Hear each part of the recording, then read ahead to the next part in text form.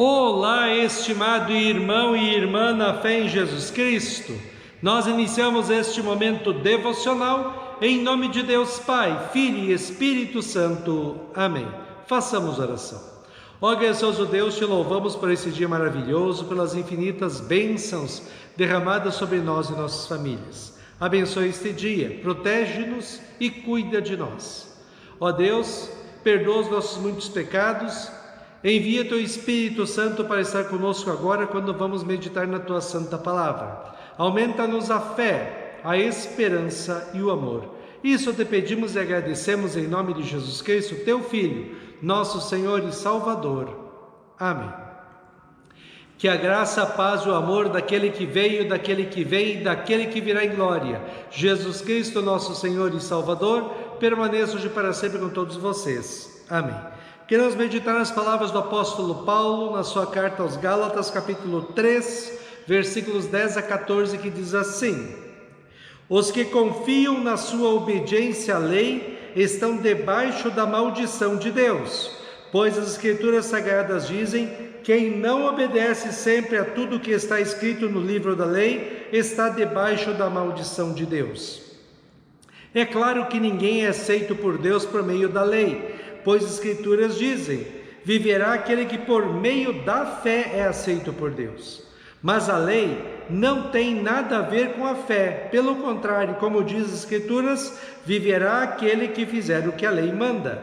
Porém Cristo, tornando-se maldição por nós, nos livrou da maldição imposta pela lei, como diz as Escrituras: maldito todo aquele que for pendurado na cruz. Cristo fez isso para que a bênção que Deus prometeu a Abraão seja dada por meio de Cristo Jesus aos não-judeus e para que todos nós recebamos por meio da fé o Espírito Santo que Deus prometeu. Que Deus abençoe as palavras em nossos corações. Amém. Estimado irmão e irmã, no meio das florestas existem árvores frutíferas que nasceram sozinhas. Elas dão os frutos e qualquer pessoa pode ir lá pegar e comer.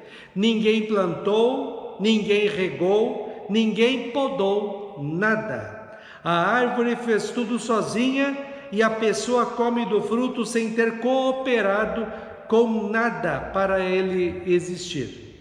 Poderíamos dizer que o fruto é um presente que a árvore dá de graça para qualquer pessoa que se aproxima dela, não é? Diferente do fruto de uma árvore que foi plantada, regada, adubada, podada e cuidada pelo ser humano. Ela dá fruto porque o ser humano fez alguma coisa para ela dar fruto, cooperou para dar fruto. Assim, esse fruto não veio de graça, mas veio porque o ser humano trabalhou na árvore para tê-lo. Também compara o apóstolo Paulo hoje no texto sobre a lei e o evangelho, ou a lei, o evangelho e a fé.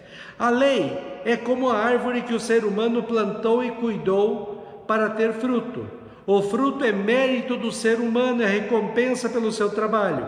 O evangelho ou a fé é a árvore no meio da floresta que o ser humano não fez nada, mas somente foi lá e pegou o fruto para comer. Paulo está falando sobre a salvação eterna. Ele diz que o ser humano pode ser salvo pela obediência à lei, aos mandamentos de Deus, mas só que precisa ser uma obediência perfeita, sem nunca cometer qualquer erro por atos, palavras e até pensamentos. A conclusão que Paulo, eu e você chegamos é que ninguém consegue ser salvo pelo cumprimento da lei, porque todos nós somos pecadores desde a nossa concepção, como diz Romanos 3, 10 a 12. Não há uma só pessoa que faça o que é certo, não há ninguém que tenha juízo, não há ninguém que adore a Deus. Todos se desviaram do caminho certo, todos se perderam. Não há mais ninguém que faça o bem, não há ninguém mesmo. Embora a lei seja boa, nós não a cumprimos como Deus exige. Por isso, com justiça, todos os seres humanos pecadores merecem ir para o inferno. O Deus santo e justo não pode conviver com o que é errado e pecador. A lei assim, é como a árvore plantada pelo ser humano. Por mais que ele cuide, ela não dá fruto, porque na verdade a árvore está morta em pecados e transgressões. Por isso Paulo diz assim no texto: os que confiam na sua obediência à lei estão debaixo da maldição de Deus, pois as Escrituras Sagradas dizem: quem não obedece sempre a tudo o que está escrito no livro da lei está debaixo da maldição de Deus. Ninguém vai para o céu por ser bonzinho, por ter feito bem, por méritos próprios, obras ou dignidade própria. Este caminho está trancado pelo pecado. Por isso Deus abriu outro caminho chamado Evangelho. Evangelho significa boa notícia. A boa notícia que os anjos de Belém trouxeram aos pastores quando disseram: hoje nasceu na cidade de Davi o Salvador, que é Cristo o Senhor. O problema de Paulo aqui é que haviam alguns cristãos chamados judaizantes naquela região que queriam obrigar os não-judeus que se convertiam ao cristianismo a serem circuncidados e guardarem as leis do Antigo Testamento. Paulo diz então que pelo caminho da lei, das obras, dos méritos próprios, ninguém será salvo porque todos são pecadores. E ele mostra que Cristo é o outro caminho que Deus abriu para que os seres humanos pecadores sejam salvos. Como Jesus mesmo disse em João 14,6: eu sou o caminho, a verdade e a vida. Ninguém vem ao Pai, isto é, ninguém é salvo senão por mim. Paulo explica no texto de hoje que a salvação foi realizada plenamente quando Jesus Cristo, Filho de Deus, sofreu em nosso lugar toda a ira e castigo eternos de Deus pelos nossos pecados, pagou a nossa dívida com Deus e conquistou para todo que nele crê como seu Senhor e Salvador o perdão dos pecados, a vida e a salvação eterna. Paulo explica isso assim: porém Cristo, tornando-se maldição por nós, nos livrou da maldição imposta pela lei. Como diz as Escrituras Sagradas: maldito todo aquele que for pendurado numa cruz. Cristo fez isso para que a bênção que Deus prometeu a Abraão seja dada por meio de Cristo Jesus aos não-judeus, e para que todos nós recebamos por meio da fé o Espírito Santo que Deus prometeu. A salvação, estimado irmão e irmã, está pronta, consumada para todos os seres humanos. É o presente que Deus nos dá como a árvore no meio da floresta. É só se aproximar de Cristo na fé e usufruir da salvação, se alegrar com a salvação eterna. Lógico que a salvação produz uma mudança na vida, que Paulo chama de nova vida.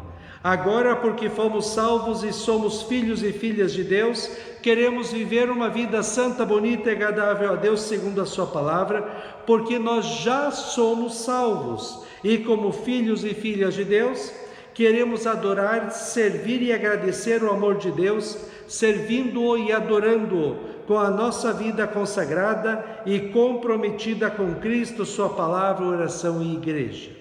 Estimado irmão e irmã, assim como a árvore no meio da floresta que dá o seu fruto sem a participação do ser humano em nada, Jesus Cristo nos dá a salvação sem fazermos nada.